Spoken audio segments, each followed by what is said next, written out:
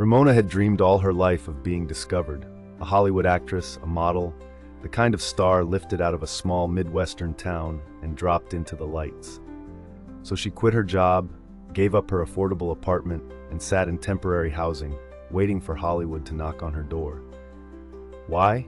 Because she believed the universe rewards bold, dramatic moves. That unless she sacrificed everything, her faith wouldn't count. But that's not manifestation. Healthy manifestation would have been building a portfolio, getting professional headshots, and finding out exactly what the agency was looking for. If they wanted Asian models and she fit the profile, perfect. She'd be setting herself up to succeed, and then trusting spirit to bring the right opportunity forward. Instead, she bypassed reality completely. She lit candles, prayed louder, chanted harder, convinced the noise itself would make her dream real. But without headshots, without a portfolio, Hollywood couldn't find her in Nebraska, no matter how loud her belief sounded. And then there's the family already struggling. One parent lost their job, bills are stacking up, and the mortgage is hanging by a thread. Still, every Sunday they give to their church. They're told it's the only way to remain in God's favor. Because if they don't tithe faithfully, if they don't prove they're good and faithful servants, not only will blessings stop, but even what little they have could be taken away. It's a manipulative twist on faith. Healthy faith is different. Healthy faith never asks you to compromise your livelihood or your ability to provide for your family. Paying the mortgage, keeping the lights on, feeding your children, that is faith in action. And when there's overflow, that's when you give. You support charities, you bless others, but you don't become the charity yourself by handing over your rent and losing the roof above your head. When this family finally fell behind and asked for help, they expected support, prayer, maybe even a hand up. And yes, the prayer team was there, but the message was the same as always. You need to sow a seed. Every last dollar you have must come to us. Only then will God move on your behalf.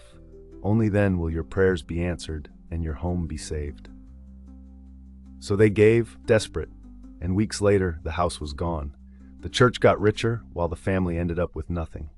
Different words, same logic. Ramona called it manifestation. The family called it sowing a seed. Both believed the bigger the sacrifice, the louder heaven would hear them. Both believed chaos proved their faith. Both lost everything. Because this isn't manifestation, it's not alignment, and it definitely isn't sowing a seed. A true blessing isn't something you can buy.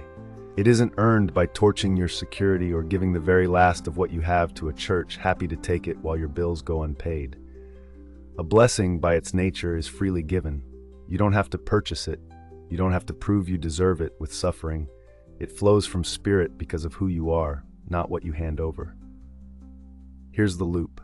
Quit your job, the universe will provide. Drain your savings, God will multiply it back. Give up your home, your safety, your paycheck, because the bigger the sacrifice, the bigger the blessing. And when nothing comes, they double down. You didn't give enough, you didn't believe enough. But harvest doesn't grow in scorched soil. Abundance doesn't come by torching your roots. No talent scout is roaming Nebraska looking for a nameless dreamer. And no landlord accepts positive vibes in place of rent. Dreams aren't wrong, but they can't bypass reality. They require steps, presence, practice. Real abundance is steady.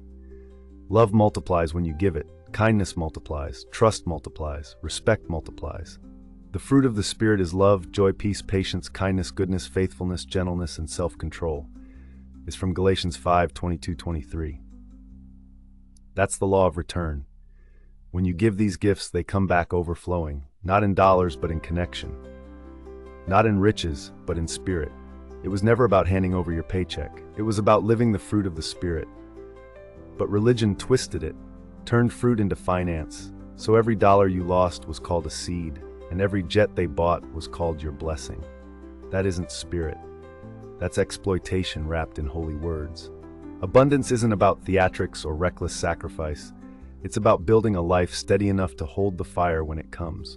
Love multiplies, so does patience, so does generosity freely given. That's the kind of abundance that never runs out. It grows with each grounded step, and it shines brighter the more you tend it. A flame kept alive not by chaos, but by calm faith and by actions that match it. calm faith and tension. When I am quiet, I can hear the voice of spirit. When I care for my responsibilities, I am already in alignment. My steady steps are seen. My quiet faith is heard. I don't need to buy blessings or prove belief with chaos. Heaven is not moved by noise. It is moved by truth lived out in love, in patience, in kindness, in care.